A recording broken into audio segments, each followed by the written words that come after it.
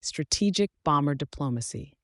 Russia's Tu-160 deployment to South Africa, postponed amid coalition concerns. In a move that has stirred up the political landscape and caught the attention of international observers, the landing of two Russian strategic bombers in South Africa was deferred following critical comments from within the government's own coalition.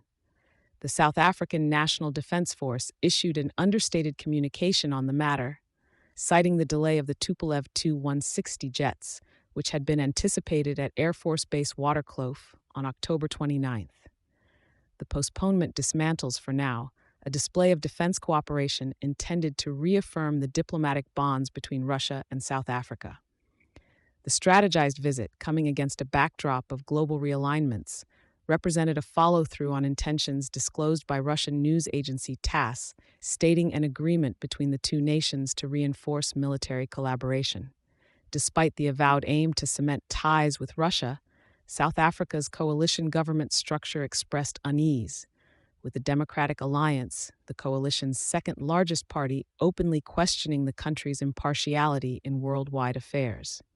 Citing the potential implications of such a stance, the DA has urged President Cyril Ramaphosa to similarly welcome Ukrainian military forces, to authenticate South Africa's neutral position.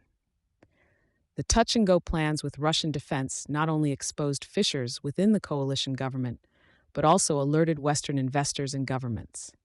The prospect of inviting Russian bombers capable of deploying nuclear weapons flagged the possibility of Western backlash and punitive measures that could have ripple effects on South Africa's economy, specifically the rand, which recently fluctuated on news of a credit arrangement with a sanctioned Russian bank. This political chess game unfolds just as bilateral tensions show signs of easing, illustrated by a planned joint military exercise for the coming year and diplomatic communications between U.S. Staff Ambassador Ruben Brigidi and South Africa's Defense Minister Angie Motshekga. The controversy branches out from a complex root system of geopolitics that saw South Africa being accused by a U.S. envoy last year of arming Russia, with an investigation finding no backing to the claims. These intricate dynamics place South Africa at a critical juncture, as it tries to balance its international relations and project a neutral image amid global conflicts. While the arrival of the Tu-160, also known as blackjacks, has been put on pause, the underlying issues of defense, diplomacy, and trade partnerships continue stirring the pot of South African politics and foreign affairs. Thank you for choosing Satori News.